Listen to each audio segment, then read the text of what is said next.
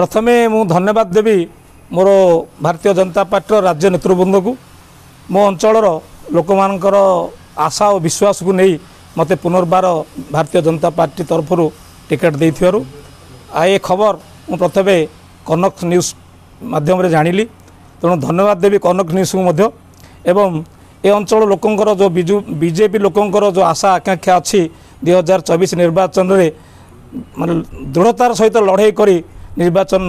बैतरणी पार होगा आशा रखी। गत थर जो दुर्बलता आमर थिला से दुर्बलता दूर करी जो बूथ रे आमे भोट कमी थिला से भोट को मजबूत करिछु एवं मुख्य मुद्दा हम विजु जनता दल दुर्नीति विरुद्ध रे ए दुर्नीति को पर्दाफाश करी लोकों बाहर पहुँचबू और विजय होबार आशा भी रखीछु।